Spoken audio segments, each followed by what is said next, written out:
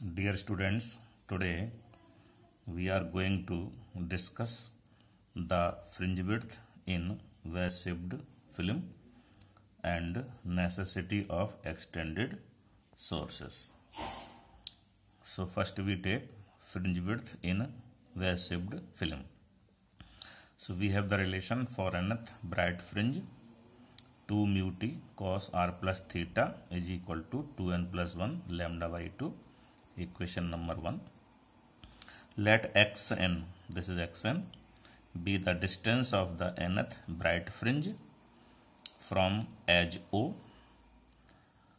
So from this figure, tan theta is equal to t upon xn, where t is the thickness of the film at distance xn, or t is equal to xn tan theta.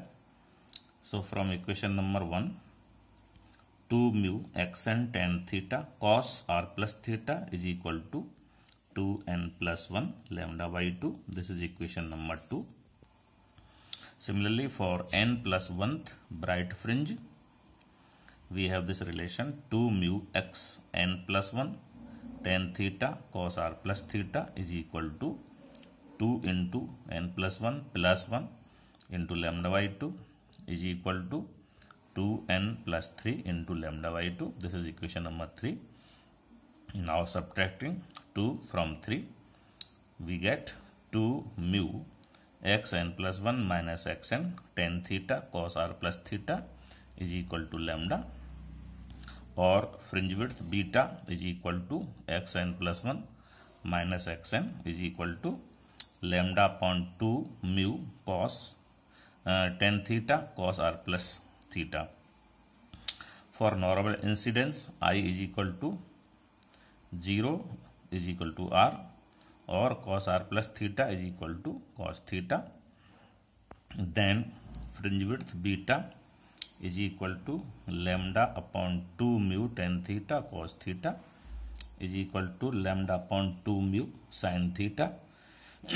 For very small value of angle theta, sin theta may be taken as theta. Therefore, fringe width beta is equal to lambda upon 2 mu theta. For air film, mu is equal to 1. Then fringe width beta is equal to lambda upon 2 theta. Now we come to the next topic, that is the necessity of extended sources. So in figure A, we have shown the point source illuminating the film, and in figure B we have shown the extended source illuminating the same film. To see the interference effect over the entire film simultaneously, a broad source or extended source of the light is necessary.